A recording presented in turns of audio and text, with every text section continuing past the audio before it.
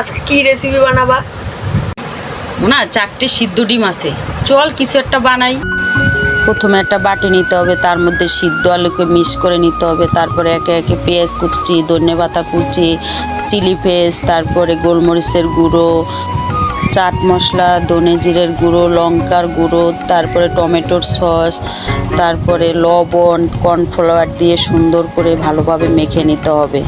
এই যে মাখানো হয়ে গেছে বন্ধুরা। বাটিটা সাইডে রেখে 4টে সিদ্ধ ডিম নিতে হবে, তাকে মাঝখান দিয়ে কেটে কেটে লঙ্কার গুঁড়ো, লবণ দিয়ে উপরে ছিটিয়ে দিতে হবে।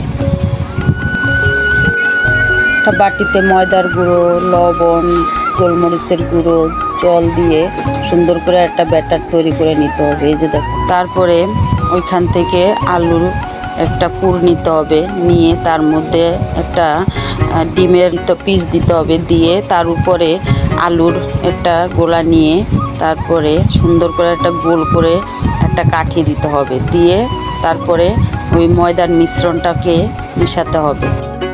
ভালো করে বিস্কিটের গুঁড়োয় মাখাতে হবে।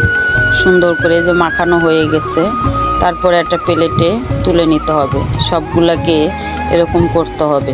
তো কত সুন্দর হয়েছে বন্ধুরা। তারপরে ওভেনে তেল গরম করে একে একে সবগুলাকে ছেড়ে দিতে হবে। সুন্দর করে হালকা আঁচে ভাজতে হবে, উল্টে পাল্টে লাল লাল করে ভেজে নিতে হবে। এই যে দেখো ভাজা হয়ে গেছে কত সুন্দরভাবে। এই যে দেখো কত সুন্দর হয়েছে বন্ধুরা। তোমরা এইভাবে বাড়িতে বানিয়ে ট্রাই করে দেখতে পারো। এ বাবু দেখ তো খেয়ে কেমন হয়েছে। দেখো বন্ধুরা, কত সুন্দর ডিমের ললিপপ বানিয়েছে।